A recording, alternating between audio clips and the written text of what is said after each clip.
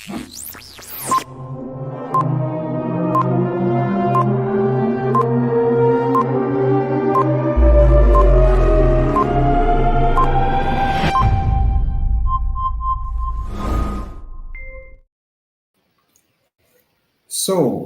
everybody has been talking about storytelling lately, or the importance of storytelling for one to grow and succeed in their career.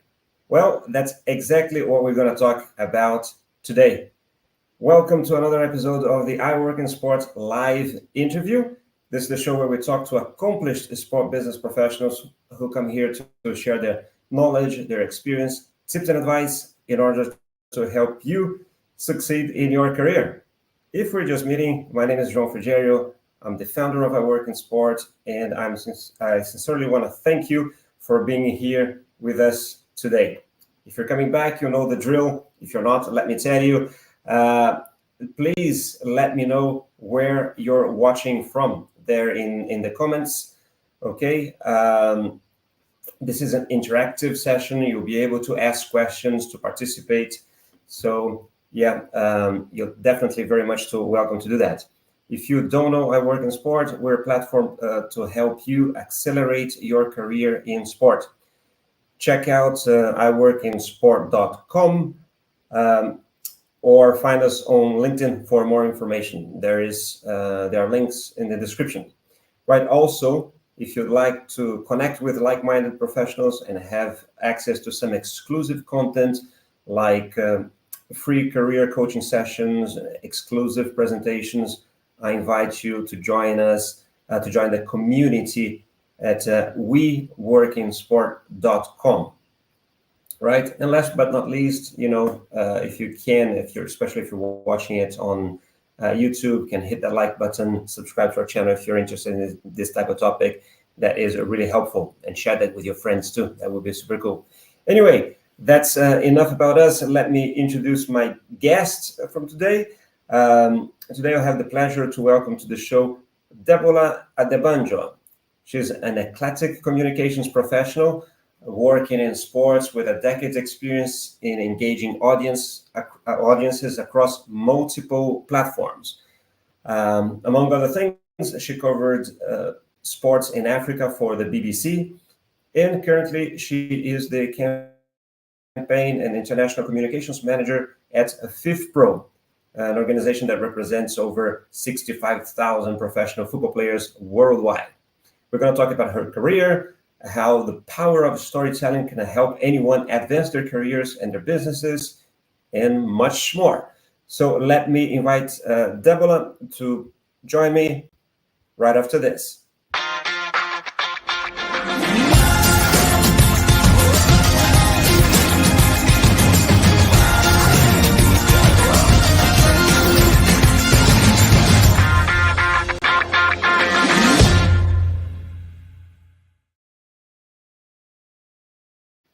All right. Here she is. Hi, Debola. How are you? Hello. Welcome to the show. Thank you so much. I am so happy to be here, as you can tell from my smile. It feels like a full circle moment for me, and that's exactly why I am smiling. So I remember watching you and engaging with iWorkinSport content back in, I think, 2018, or was it 2019? Sometimes even following your the job fair live online, and a couple of years after, I'm here with you doing an interview. So yeah, it's life works like that, I guess, but it's a full circle, and I'm very happy to be here. Thank you for having me. Yeah, well, that's great to have you here. I wasn't really aware that you already know of us even before, because we met when you did the FIFA Master, actually. And then that's when we last met, right at the graduation a couple of months ago. And then when I started there, you're definitely someone I wanted to have here in the show with us. So yeah, this is. Do not underestimate your reach, Joel. Do not underestimate your work. I was back in Lagos in Nigeria during that time, and I'm sure I'm not the only one on the continent who watches you. So great job. I definitely get surprised sometimes whenever I go to conferences and things like that. the reach that we have, and actually pleasantly surprised. But Yeah. thank you again for being here. Uh, Debola, we're going to talk specifically about storytelling at some point. That's your expertise, but this is a careers show, right? It's well, specialized in careers. So I think that I wanted to start, as I always start, asking you to tell us a bit about of your career. If you can summarize that for us, maybe what you studied, even before you started working with sports, what was your path until how you got to FIFPRO. Yeah, this is one of my favorite stories to tell, to be honest, and it's a very long one, so I'm going to try to keep it short. So you mentioned something about what I studied. I studied microbiology, interestingly. I got into study medicine actually when I gained admission into the university back in Lagos in Nigeria, basically because that's what my father wanted me to study. If you're an African child, you're aware that your parents either want you to be a doctor, a lawyer, an engineer, because, of course, they're great, reputable professions. But as a teenager and growing up, I always had the interest in the media. Funny enough, it was my father who put me onto the media. He would make me watch CNN, he would make me watch sports, make me see these presenters, and basically just get familiar with everything happening in the world. And I think that was where my interest for the media started from. But then he had other ideas. So as soon as I finished university studying microbiology, I remember just knowing that, okay, I'm going into a radio station like maybe 2 weeks after. I didn't go immediately after. I took about 2 months, but in those months, I started writing proposals to the radio station I would work into to try to get an internship opportunity, telling them that, I'd like to present a rock show because I was into rock music as a teenager, or I'd like to present a book club. But the day I went into this radio station, someone who knew me from my online presence, always talking about football and Arsenal that I supported, said, "Hey, I know you from Twitter, where you always talk about football. Do you want to come on my sports show?" I didn't go there to be a sports presenter, but it looked like a very good opportunity to get a foot in the door in radio. And I said, "Yeah, sure, okay, why not?" And then after the first day, he said, "Okay, how about you come back 2 days after?" And that was really how I got a foot into the media world. It wasn't easy at the beginning because, yeah, nobody was really paying you to be a sports analyst, especially when you didn't like go to school to get a degree. But I learned on the job. I picked up things along the way, and I continued freelancing and moving up. Somewhere along the line, I started getting interested in the human angle stories to sports generally, to the things that happen behind the scene and not just, the 90 minutes of football action. So I started a website, and when I go to cover games, instead of just telling my audience or people who cared to listen to the things I put online, instead of telling them about who scored, I started looking for the stories of the stadium or the stories of families who came there. Or sometimes if a stadium is positioned, like a story I did, there was a stadium positioned near the airport, so it had planes flying through at every game. I noticed that that became an attraction for parents to bring their kids, to the ground. So I would write stories like that. And I just created a bulk of, human angle stories, interviewing some Nigerian international football players. Sometimes if I don't get to the players, I go speak to their parents. And I had this portfolio on YouTube from the video interviews I made. I started podcasting even when it wasn't popular.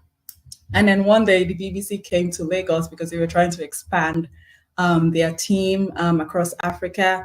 And then I said, hey, why not? I don't have the big job profile, but I created a lot of organic content by myself. Why don't I give it a shot and apply to the BBC? That was, I think, maybe 2 to 3 years into when I started my career, or maybe 4.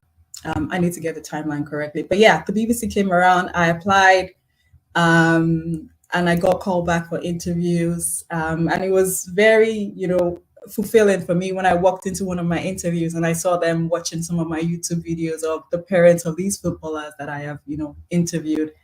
And then, yeah, a couple of interview stages after I got the job. So I started that in January 2018. So I think the timeline is really not too far off. And that was my Uh-huh. big. Did you want to say something? Yeah, that's no. I was just saying that's really cool. Please continue. Yeah, yeah, sure. So that was in January 2018 when I started my job at the BBC. Just to give you context, because I'll come to this later, I came across the FIFA Uh-huh. Master in 2016, 17ish. When I was still, freelancing. I mentioned that because I will tell you about that later.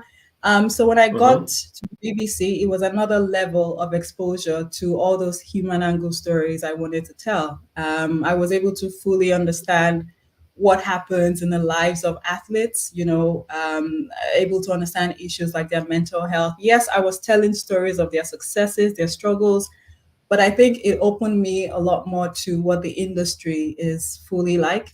And then 3 years down the line, working for the BBC, I remembered the FIFA Master, which I saw a couple of years after, and thought, okay, why don't I try this out again, owing to the exposure I suddenly have from my experience working at the BBC. And then luckily, I don't want to say luckily, but yeah, I would say luck played a part in that.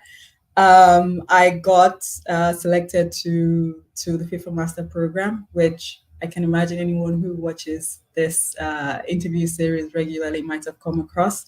And that happened to be like a major life changing event for me because, yeah, I mean, I was lucky to get in, but I also had an idea what the masters could do for me because, like I said, I was telling athlete stories, but then I got interested in the policies, in the events, and everything that affects their livelihood.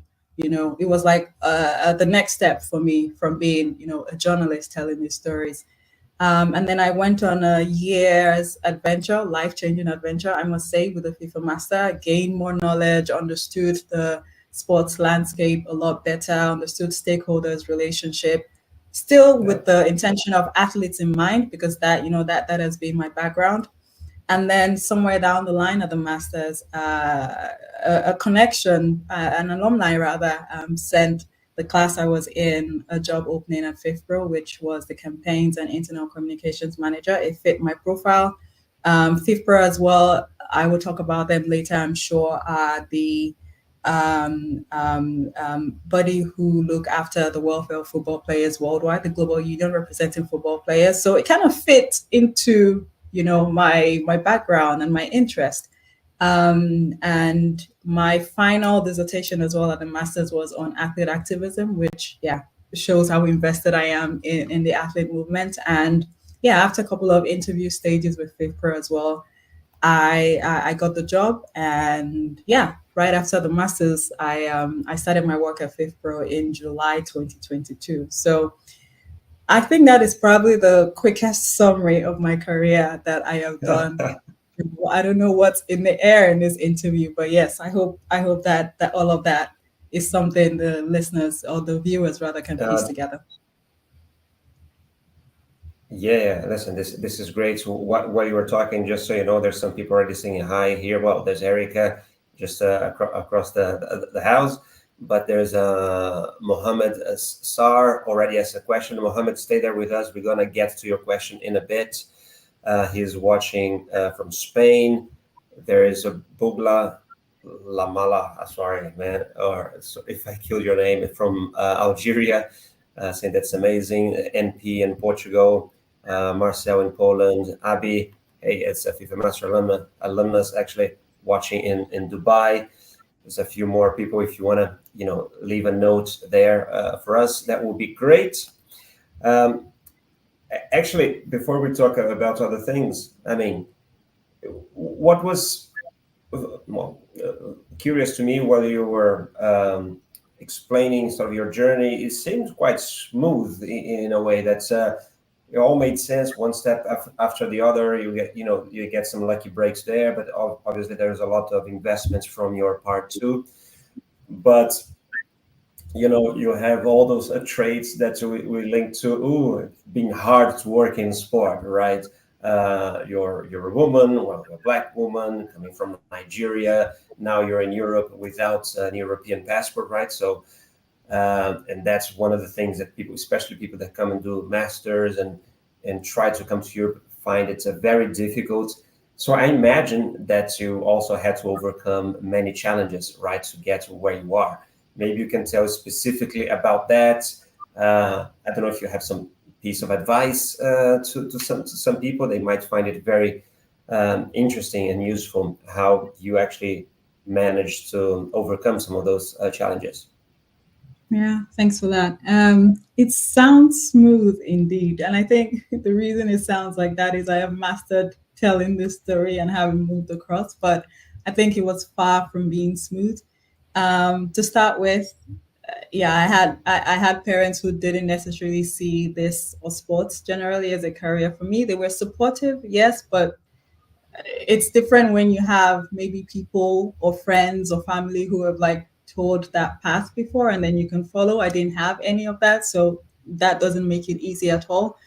Also, when I started in the industry in Lagos, Nigeria, there were just, I don't know, maybe 5 women, if I can count, on one hand. So it wasn't easy navigating that landscape as well. There was a bit of, you being there just because, you're a woman and people not necessarily recognizing, your opinions, your ideas, or what it is that you can bring to the table. You always had to like do things twice as hard to be able to stay in that space. Back there, when I started out in Lagos, I don't think it's necessarily changed, to be honest, but we'll talk about that. But that was there. Mhm. Um, but I think that one thing that has helped, the one thing that really defined my movement for me and helped push me forward was I was very clear on what I wanted to do. I was very clear on my strengths.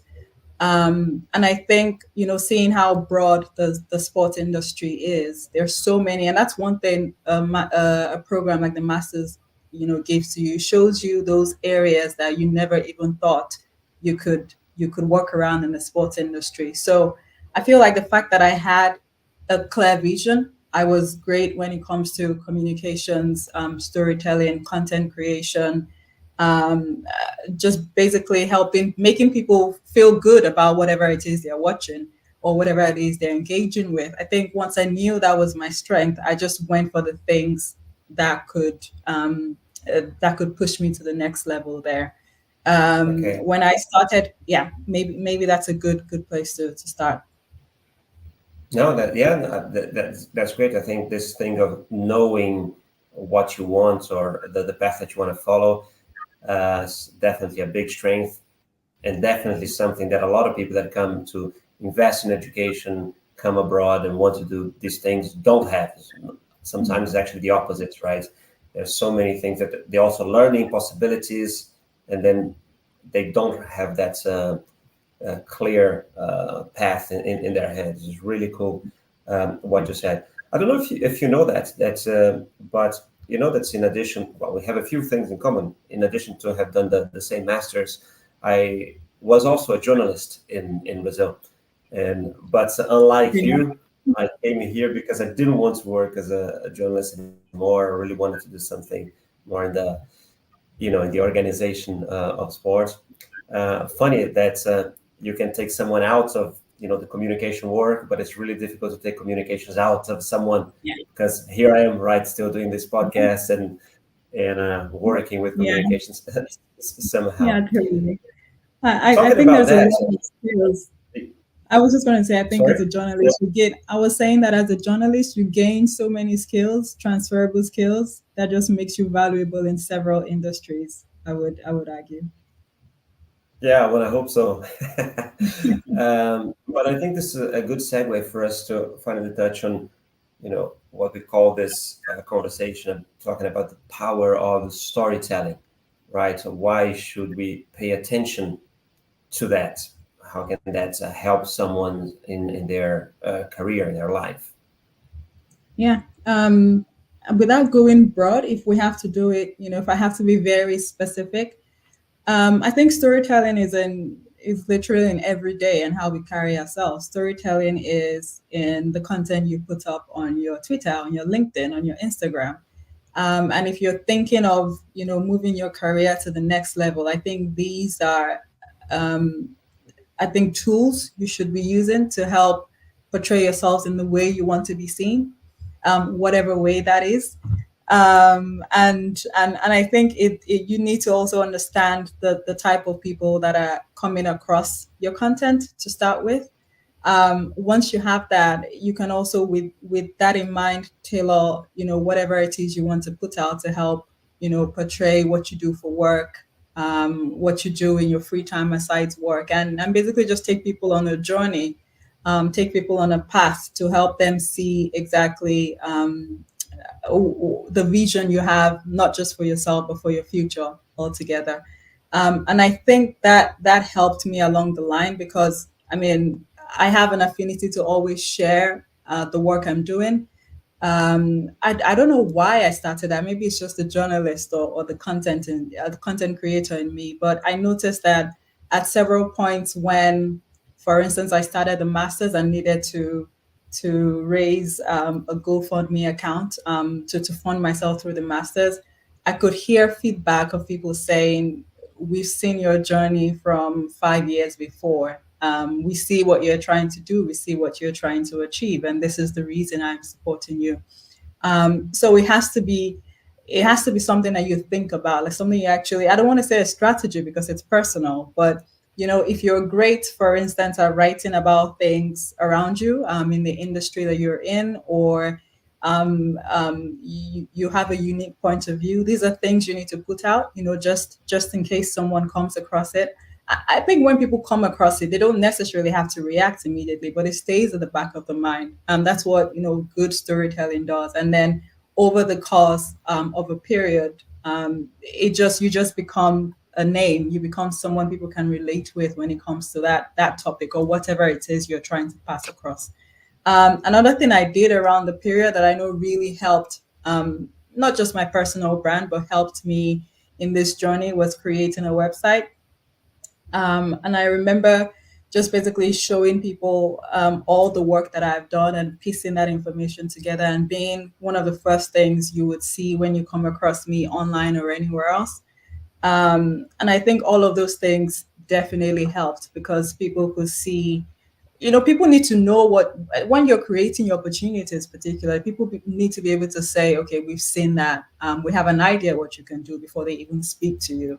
So yeah, there has to be a lot of thought that goes into how you put yourself forward. And I feel like storytelling is not, it doesn't have to be this big thing, you need to craft a big strategy for. It just has to be taking steps to put yourself out there when possible. Cool. By the way, I'm actually just going to put here on screen. You have the Yes. website that you mentioned is debolaadebanjo.com. So if you want to go and check that out, I suggest you do. Super, super well done. But Debola, when I think of storytelling, the term that actually been in high use lately, for me, has to do with the way for you to engage. We're talking about this economy of attention, right? This very valuable asset nowadays is keep people's attention, actually trying to get people to listen to what we say until sort of the end, not just come and get out. And then if you, when you study a little about it, and then or see other people talking about it, you a lot of people talk about that journey, the hero's journey, right? That Joseph Campbell type of how you each you create. How do you call that? It's not an avatar. It's like almost like a characteristics of that everybody. Some people play a role, a specific role. I forgot the correct term, but you have the wizard or the hero, or and how there's the challenge in the beginning. It's not just it's not just a smooth path. There's always something that you must go and surpass. So there, I think techniques to go around and do that in a strategic way. Is this something that you follow, that you study, or are you more on your intuition? how you work your own storytelling whenever you're writing. Yeah, that's a great question.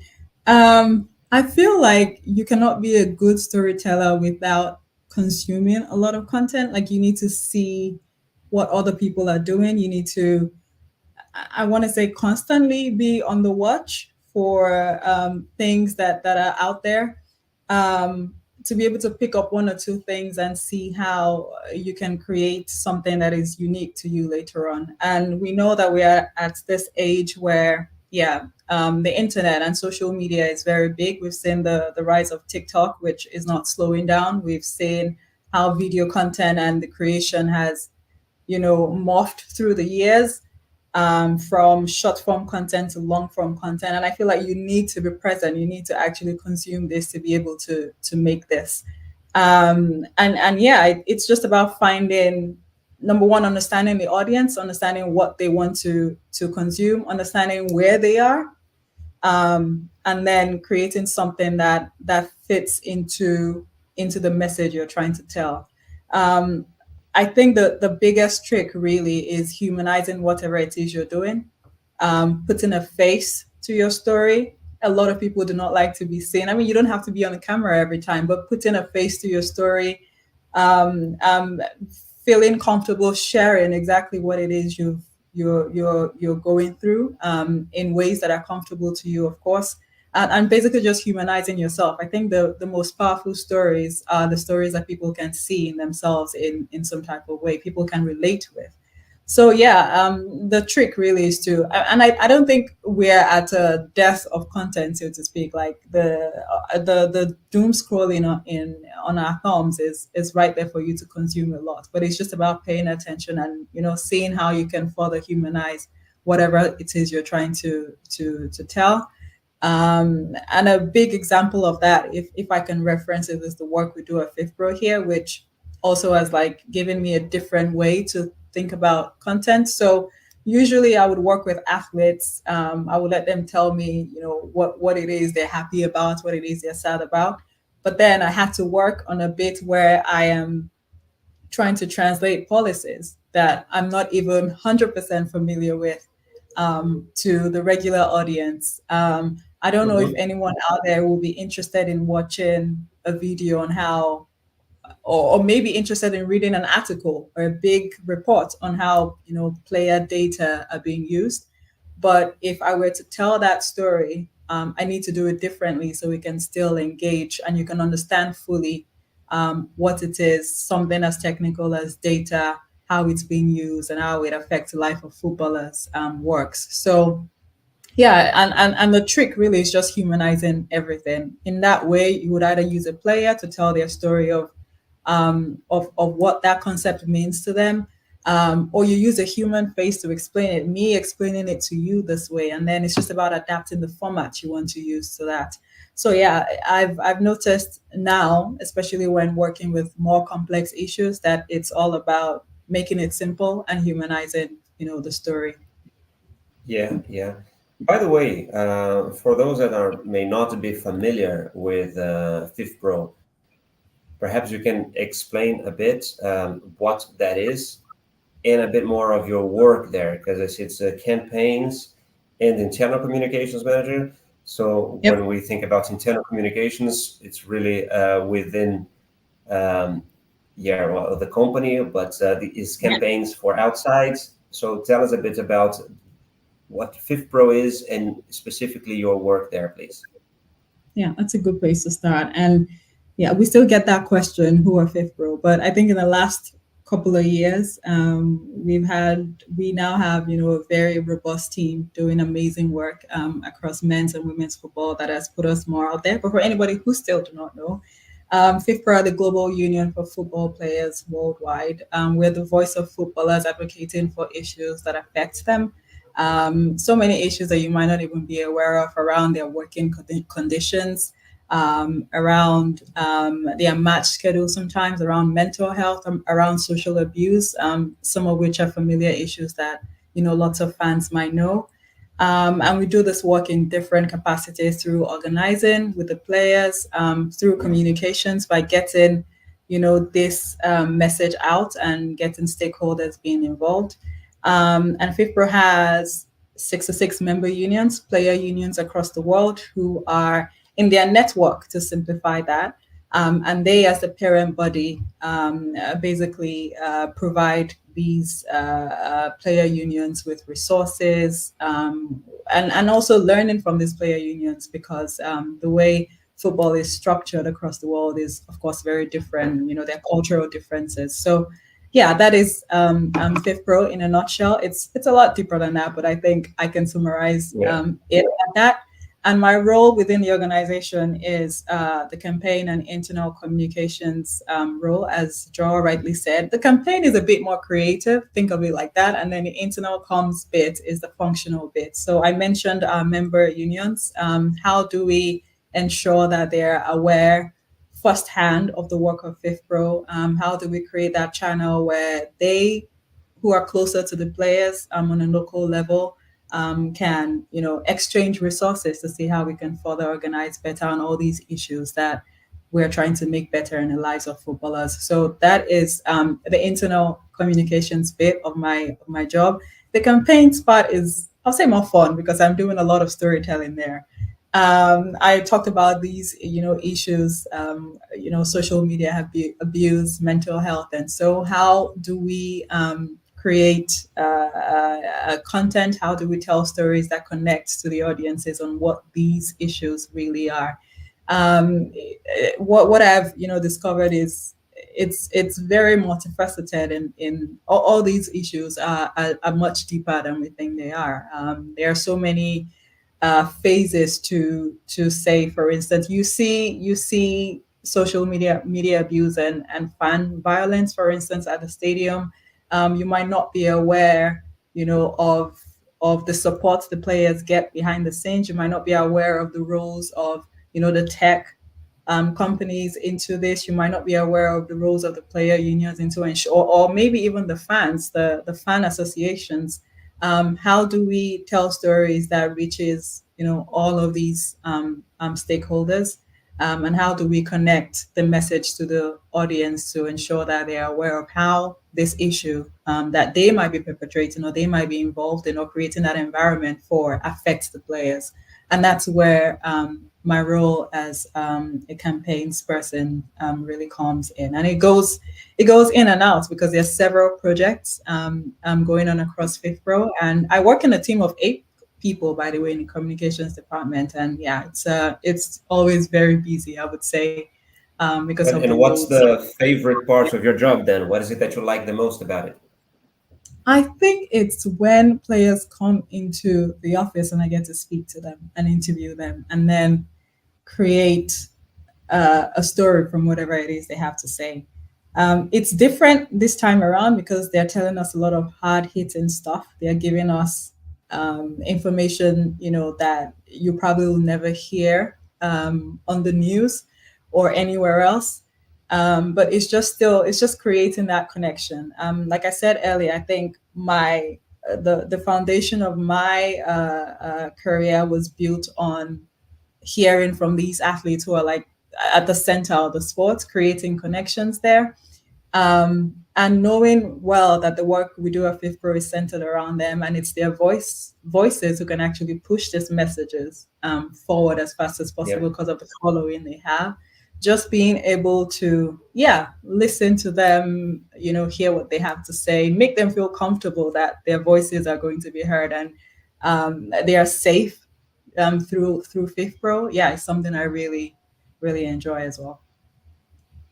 All right, all right. Listen, Debola, this being live, there's questions coming from the audience. And actually, let me already tell the audience, because normally we have this interviews, they last about 1 hour. This today I messed up a bit with the times, so I actually had agreed with Debola to start at 4, but I made an announcement to 5, so she can't really stay until 6. So we're going to have to wrap that up a bit earlier today. So I'm going to try and get to some questions right away.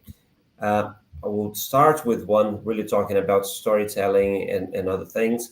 I see that there are some asking maybe about I don't know if it's a political thing. Why isn't Germany or Brazil part of FIFPRO or something like that? I don't know if they are. Obviously, if there are some questions that you don't think you're in a place to reply, we can skip to the other one. If that's not problem at all, right? Your expertise is communications, is a different thing, and it's internal, right? So, so you're not here talking the spokesperson for FIFPRO. But if there are some of these questions that you feel that you know how to answer, we go ahead. Okay. So Thanks for the let's start with one from Pav, who's watching in Birmingham. Hi, Pav. Good to see you. He comes to watch us often. The beauty of sport is organic storytelling of what happens on the pitch. In football, where we have the same winners regularly. So it's always the same teams, I think, winning. How do we keep stories compelling to keep people engaged? It's an interesting question. Yeah, very interesting. It's a really good question. Thank you for that, Pav. I think Pav sounds like someone who is bored of seeing, the same winners in sports every time. But I actually would argue that there are so many other interesting stories across sports. Like that is one thing you cannot get, enough of. The Olympics that just concluded. That's one of the biggest examples to show how there are so many stories that of athletes doing amazing things that you've never seen. I think it depends on who exactly is in charge of telling these stories. And I will give maybe two examples. If you are the media person at a club in the second division, for instance, sure, you're not going to make the front page of the news, especially if you're not, winning every time or you're not getting some freak crazy results. But there are stories in and around that club, from the heritage to the fans who support the club to the players, their lifestyle, for instance. I can imagine that people want to know what it's like in the life of a League Two player compared to what it's like in a Premier League player. So I think it's all about finding unique angles that can totally relate to people, the everyday lives of people, and telling them in the best way possible, using the right format, going to the places that you think the audience of that story you want to reach, are. If you get what I mean. If you have a 16-year-old at the club who is doing something amazing, that maybe you want to build an audience, or consistently use that type of format till it clicks on a platform like TikTok. If it's something more serious, that maybe having that conversation on Twitter is the type of platform you want to use. If you want to tell the story, in a long format or in a short format, those are things to consider. But overall, I think sports generally is not short of stories. It's just about you identifying the stories, if that makes sense. Yeah, well, I totally agree. I think not at all. Obviously, it's a bit difficult if you are in Germany and Bayern is winning every year. It does, I think, get a bit boring. But maybe, when they don't win, it's more special. But on the other hand, I think that some fans would have loved to see, Nadal win Roland Garros again for the 15th time, Yeah. maybe as much or even more than seeing Alcaraz winning it, or, it's Yeah. it's repetition maybe is not always bad. I think it all comes to the storytelling, how you tell that story, how special is that repetition. Mhm. But let me see. There's a few others here. Uh, Mohammed Assar, I think is his questions are more about career in general. So I'm gonna go over them quickly. There's a bit. I'm going in my first year of sports marketing and event management. What should I expect? And for someone who would like to have his own sports complex in Africa, is this the right path? I mean, studying sports marketing. What do you think? Well, I think we need you. I didn't quite hear your name, but I'm very sure that you're on the right path. I have lots of friends who have recently gone on that It's journey, Mohammed Mohammed. Sar. Thank you for your question. I have lots of friends, know a lot of people who have recently gone on that path to get a degree in marketing, because first we saw an influx of foreign organizations to Africa. not just Nigeria, where I'm from. We've seen the NBA move to Africa recently to have, I think, another headquarters in Kenya, or is it Nairobi? No, that's Kenya. Maybe in Senegal. I'm not sure. We've seen some other U.S. sports federations as well, leagues rather, come over there. So they need the expertise, someone who understands the terrain, someone who has the experience. So I feel like you're definitely on the right path, and we see that one thing a lot of the clubs, a lot of the sports organization in that part of the world lack is that exposure to make sure that they're maximizing profits and basically just partnerships generally putting the clubs forward. So it's a great skill to have. And if you say you're getting a degree, if I got that correctly, abroad in that area, I think you're definitely scaling yourself up and you should continue. I'm going to ask you about the importance of education, formal education, because you did the master just before that. So I don't miss, and I don't know if you actually can answer these questions or not. There's two here from NP who's watching from Portugal. One is, are there football players unions in peripheral countries like Saudi Arabia? That is a good question because there is. There are a new union, in fact, and someone who used to work at FIFPRO is now heading that union and trying to get it off the ground. They are not a FIFPRO member yet, but I'm pretty sure they have capable hands there, and soon they would be at that level. Not maybe not at the level to other unions, but they would have made strides than before. So indeed, the Saudi Arabian Union it exists, if I can use that word. That's a good question. I And never. what about this?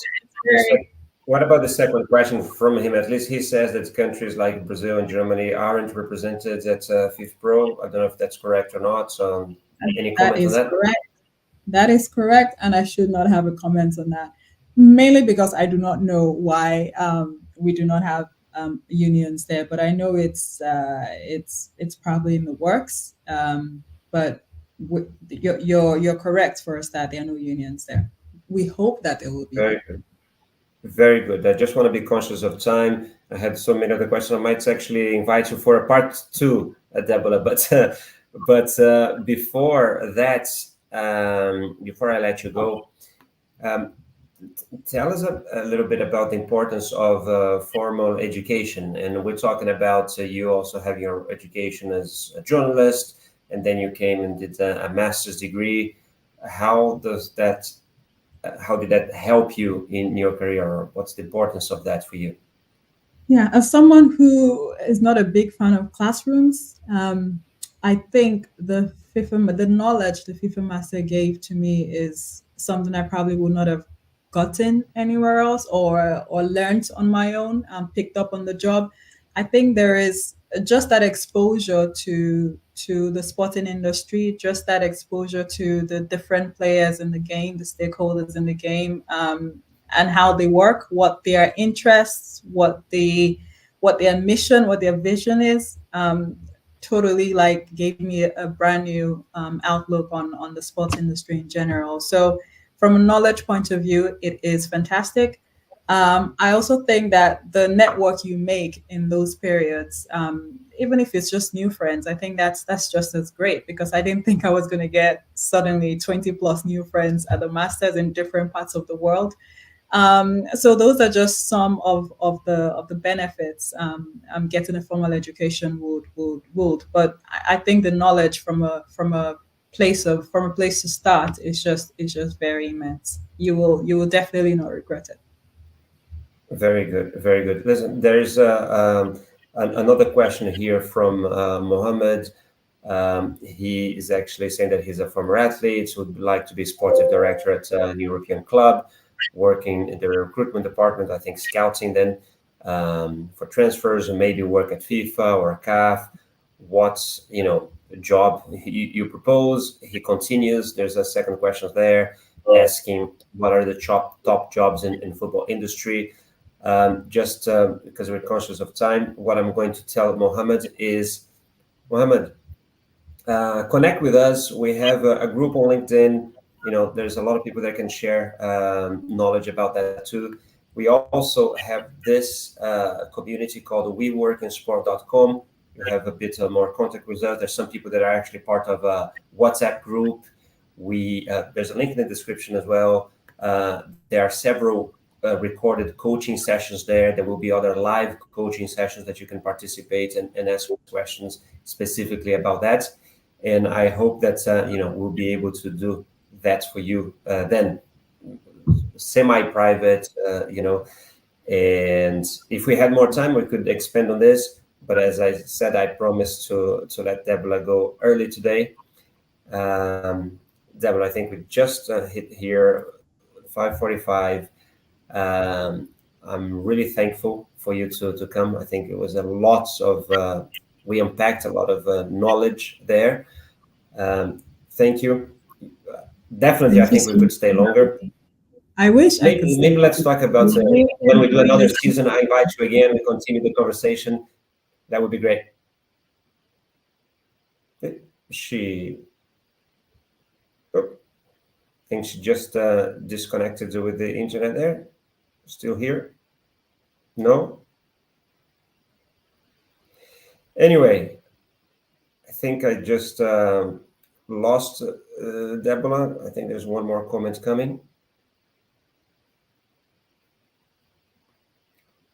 Anyway, sorry guys. I think she has to run. It seems like she just got out of the internet because it's still kind of trying to connect, but apparently she can't do it. It was great. I hope to invite her for a second session in the next season. Thank you for being here with us, and I'm wishing you very well. And we'll be here next week as well. We're going to be here almost every week until end of October with live sessions. The names will be announced soon, and I hope to see you soon. Bye-bye, everyone.